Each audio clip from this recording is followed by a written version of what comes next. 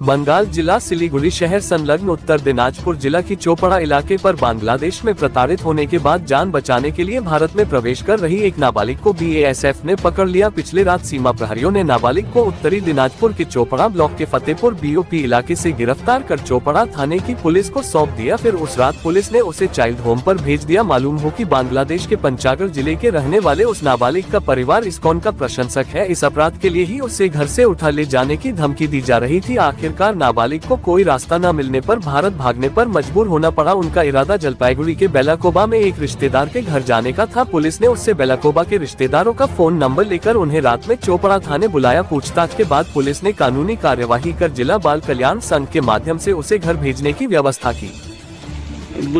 थानाয় কেন আসছেন আজকে? থানায় আসছি স্যার, আমার সম্পর্ক ওই নাতিন হবে, তো আমি আমার ফোন নাম্বার ওরা জানে, সেজন্য আমি থানায় আসছি তো ওনাকে দেখা করার জন্য।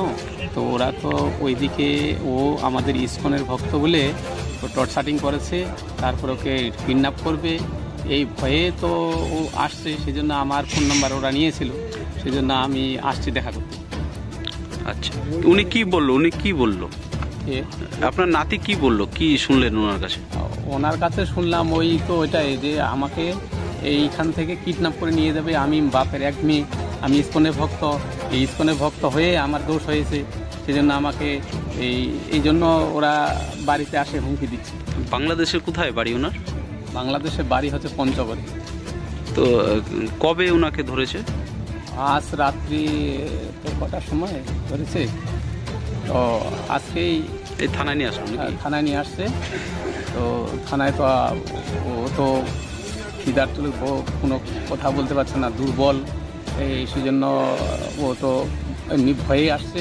আবার এখানে এখন বিএসএফ ধরেছে, সেজন্য আমি থানায় আসছি, দেখা করলাম বড় বড় সাথে। এই ভারত সরকারের উদ্দেশ্যে কি বলবেন, এই যে যারা অত্যাচারিত হচ্ছে বাংলাদেশে?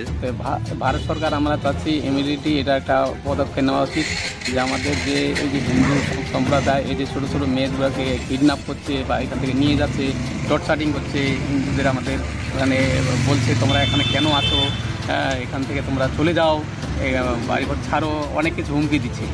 তো প্রাণ ভয়ে একটা মেয়ে এখন কী করবে, তার ও বাধ্য হয়ে তারপরে এখন ওদিকে থেকে কাকে দিয়ে যোগাযোগ করে মানে পাঠিয়েছে। তা আমাদের মানে যে খবর দিয়েছে, ফোন করেছে, আমার ফোন নাম্বার নিয়েছে। আপনারা তো আমাদের যেহেতু আমাদের সম্পর্কের আত্মীয়র সম্পর্ক, সেজন্য আমার এই বিপদ হয়েছে, আপনি একটু আসে আমার দেখা করুন, সেজন্য আমি আসছি।